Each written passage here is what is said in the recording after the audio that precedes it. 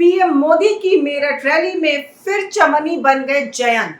मंच पर ना पीएम के बगल में सीट, ना मोदी की माला में जगह। नमस्कार, मैं हूं रितिका यादव और आप देख रहे हैं कालखंड न्यूज।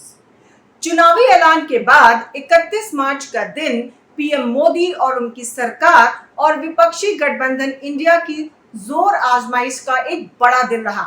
देश की राजधानी दिल्ली में इंडिया गठबंधन की महारैली हुई तो पश्चिमी उत्तर प्रदेश के जाटलैंड मेरठ में प्रधानमंत्री नरेंद्र मोदी की रैली।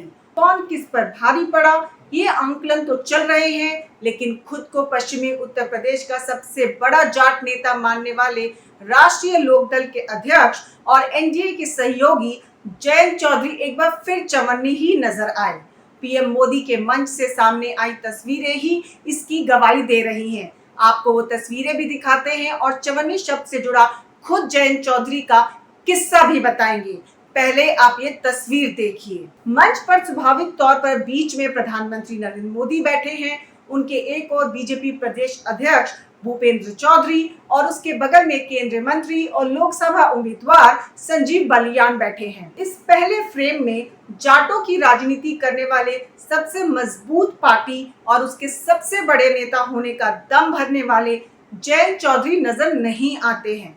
जयंत चौधरी के चवन्नी नजर आने की कुछ और तस्वीरें भी आपको दिखाएंगे, लेकिन पहले ये भी जान लीजिए कि खास बात ये भी है कि प्रधानमंत्री की ये रैली जयंत चौधरी के दादा चौधरी अजीत सिंह के पिता और किसानों के बड़े नेता रहे पूर्व प्रधानमंत्री स्वर्गीय चौधरी चरण सिंह को भारत रत्न से सम्मानित किए जाने के ठीक अगले दिन हुई, और वो भी चौधरी चरण सिंह के गढ़ में हुई, जिनके पोते हैं जयंत चौधरी। 2 महीना पहले दादा को भारत रत्न का ऐलान होने के साथ ही जयंत चौधरी ने बड़े अरमान और पीएम मोदी का एहसान मानते हुए पाला बदला था।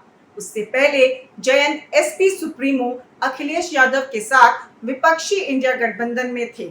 उस दौरान जब आरएलडी अध्यक्ष जयंत चौधरी के पाला बदलने की चर्चा चल रही थी तो उन्होंने बड़ी ठसक के साथ कहा था कि मैं चवन्नी नहीं हूं जो पलट जाऊं। लेकिन चरण सिंह को भारत रत्न का ऐलान होते ही जयंत पलट गए और एनडीए में शामिल हो गए। अपने दावों से उलट जयंत चौधरी ने खुद को पहली बार चवन्नी तब साबित किया था और अब अपने ही गढ़ मेरठ में एनडीए की पहली चुनावी रैली की तस्वीर उन्हें एक बार फिर राजनीतिक तौर पर चवन्नी साबित कर रही है। मंच की तस्वीर का ये पहला फ्रेम तो आपने देख लिया। अब आगे बढ़ते हैं। पीएम मोदी से 2 या 3 लोगों के बाद जगह मिली जयंत चौधरी को।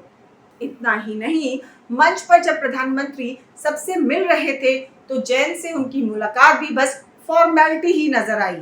इसमें कोई गर्मजोशी नहीं दिखी।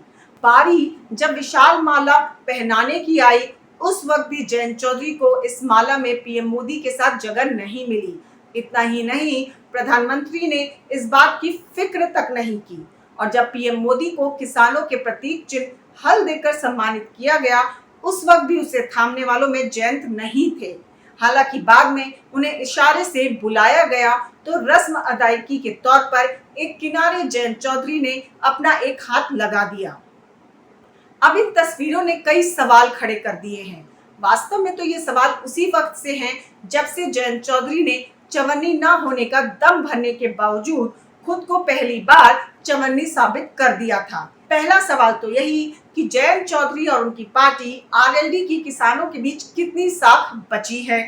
क्या किसानों की मोदी सरकार से नाराजगी के बीच जयंत के पाला बदलने पर किसान अब जयंत और उनकी पार्टी से दूर हो रहे हैं? सवाल ये भी है कि क्या बीजेपी और पीएम मोदी को जयंत की जमीनी हकीकत का एहसास हो चुका है, इसलिए मंच पर उन्हें ज्यादा तवज्जो नहीं दी गई।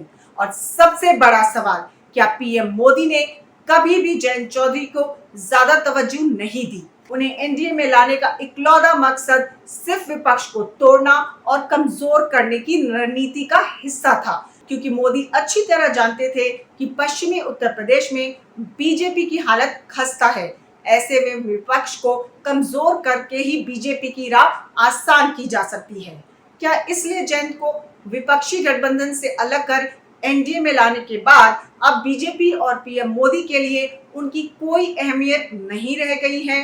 क्या जो अंदेशा राजनीति के पंडित लगा रहे हैं वो सही है कि पीएम मोदी ने जयंत चौधरी और आरएलडी के राजनीतिक वजूद को खत्म करने के लिए ही जयंत को एनडीए में मिलाया और महज 2 लोकसभा सीट देकर निपटा दिया?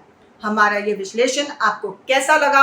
अपनी राय हमें कमेंट बॉक्स में जरूर बताएं और चुनावी राजनीति से जुड़े ऐसे ही विश्लेषण और खबरों के लिए देखते रहें कालखंड।